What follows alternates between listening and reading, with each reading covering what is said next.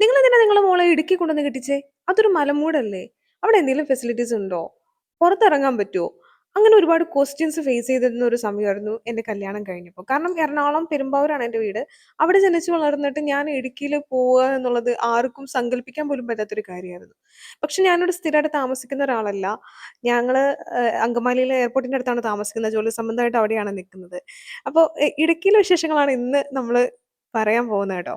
അപ്പൊ ഇടുക്കിയിലെ നിങ്ങൾ വിചാരിക്കുന്ന പോലെ ഇതൊരു മലമ്പ്രദേശമല്ല. ഇവിടെ ഒരു ഫെസിലിറ്റീസും ഇല്ലാത്തൊരവസ്ഥയില്ല. വളരെ സമാധാനമായിട്ട് ജീവിക്കാൻ പറ്റുന്ന ഒരു അന്തരീക്ഷവും, കാലാവസ്ഥയും അതുപോലെ എല്ലാം കൂടി ഇണങ്ങിച്ചേർന്ന ഒരു സ്ഥലമാണ് കേട്ടോ. ഭയങ്കര സ്വസ്ഥവും സമാധാനമായിട്ട് നമുക്കിവിടെ ജീവിക്കാം. എല്ലാ ഫെസിലിറ്റീസും ഇടുക്കിയിലും ഉണ്ട്. അപ്പൊ ഇതാണ് ഞങ്ങളുടെ വീട്. അപ്പൊ വീട്ടിലെ കാര്യങ്ങളും വീട്ടിലെ അംഗങ്ങളുടെ കാര്യങ്ങളൊക്കെയാണ് നമ്മൾ ഇന്ന് ഇവിടെ പറയാൻ പോകുന്നത്.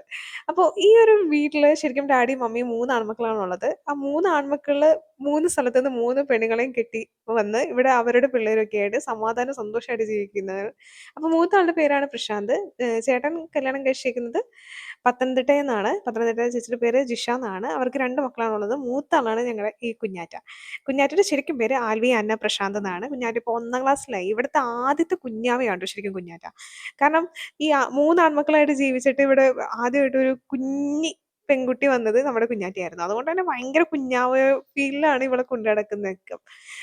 താഴെയുള്ള 2 അപ്പാപ്പിമാരും ഭയങ്കര സ്നേഹത്തോടെയാണ് കൊണ്ട് നടക്കുന്നത്. ഇവിടെ വന്നു കഴിഞ്ഞാൽ ഫുള്ള് പറമ്പിലാണ് ട്ടോ. പറമ്പിലത്തെ പരിപാടികളൊക്കെ ഭയങ്കര ഇഷ്ടമാണ്. ഞാൻ ബോട്ടണി ആയതുകൊണ്ട് തന്നെ എനിക്ക് പറമ്പും കൃഷിയൊക്കെ ആയിട്ട് ഒരു എക്സ്പോഷർ ലഭിക്കുന്നത് ശരിക്കും ഇടുക്കി വരുമ്പോഴാണ്. ഇത് ഏലക്കായയാണ് ട്ടോ. ഏലക്കായ പച്ചയ്ക്ക് കാണാത്തവരൊക്കെ ഒന്ന് കണ്ടോളൂ.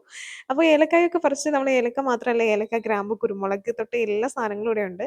ഇപ്പൊ ഏലക്ക എപ്പോഴും ചെന്നാലും ഏലക്കാത്തോട്ടത്തിനകത്ത് ഇങ്ങനെ ഏലക്കായ ഉണ്ടായി കിടക്കുന്നുണ്ടാവും. അപ്പൊ ഈ കുണുക്കൂന് ശരിക്കും പറഞ്ഞിട്ടുണ്ടെങ്കിൽ കുണുക്കു എന്ന് പറഞ്ഞാൽ നമ്മുടെ ശ്രേയ. എന്റെ കുഞ്ഞാവയാണ് കുണുക്കു. കുണുക്കു എന്നാട്ടോ വിളിക്കുന്നത്.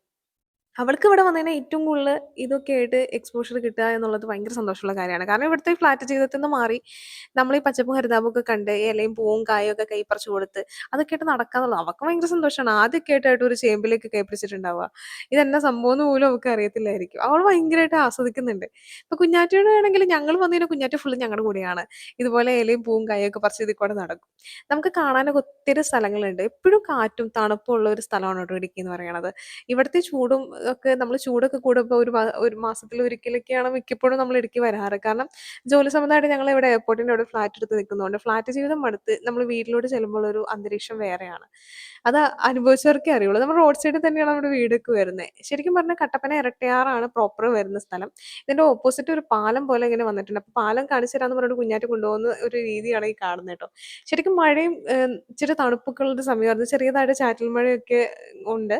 ഇത് ശരിക്കും ഇരട്ടയാറിലേക്ക് പോകുന്ന ഒരു ആറിന്റെ ഒരു കൈവഴിയാണ്. അപ്പോൾ ഇതൊരു മഴ വന്നു കഴിഞ്ഞാൽ ഈ ഒരു ഏരിയ ഫുള്ള് വെള്ളത്തിലായിരിക്കും കേട്ടോ.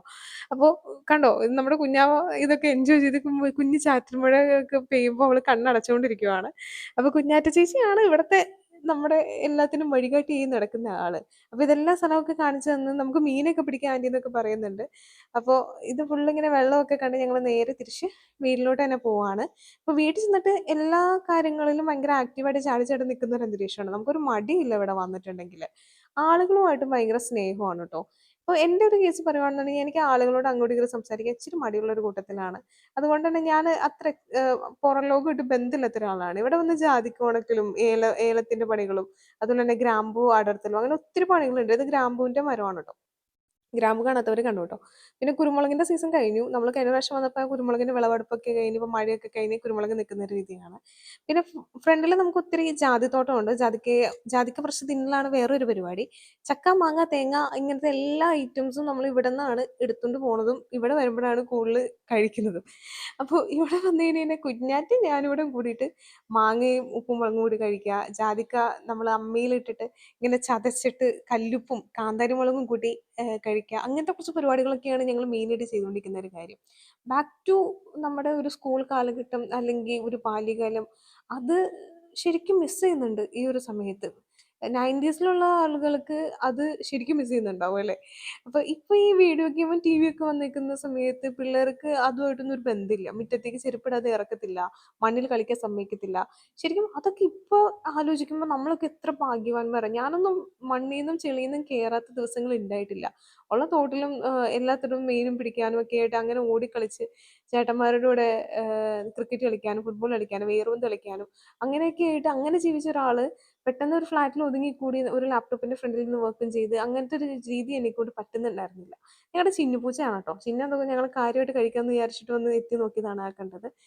ശരിക്കും പറഞ്ഞാൽ ഈ ഇരിപ്പും എല്ലാം ഭയങ്കര രസമുള്ള ഒരു കാര്യമാണ്. കൊടുക്കും ഫോണൊക്കെ എടുത്ത് എറിഞ്ഞ് കളിക്കുന്നുണ്ട്. അപ്പോൾ ചേച്ചിയുടെ അടുത്തിരുന്ന് വർത്താനമൊക്കെ പറഞ്ഞ് ഞങ്ങളിങ്ങനെ കഴിക്കാം. ഒരാളും കൂടെ ഉണ്ട് കേട്ടോ. ഏറ്റവും ഇളയ ആളാണ് നിതിൻ. നിതിന്റെ വൈഫ് എന്ന് പറയുന്നത് ട്രീസയാണ്. ട്രീസ ഇൻഫോ പാർക്കിൽ വർക്ക് ചെയ്യുകയാണ്.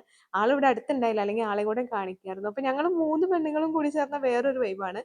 ഞങ്ങൾ നാത്തൂൻസ്മാരിങ്ങനെ ഒരുമിച്ച് കൂടും. അവരുടെ പിള്ളേരും ഒക്കെ ആയിട്ട് നല്ല രസമുള്ള ഒരു പരിപാടിയാണ് കേട്ടോ. ചേച്ചി ഇത് ജാതിക്കൊക്കെ കഴിച്ച് എക്സ്പ്രഷൻ ഒക്കെ ഇടുന്നതാണ് ഈ കാണുന്നത്. അപ്പൊ ഇത്രേ ഉള്ളൂ ഇന്നത്തെ വിശേഷം. അപ്പൊ എല്ലാവർക്കും ഓക്കെ, ബൈ ബൈ.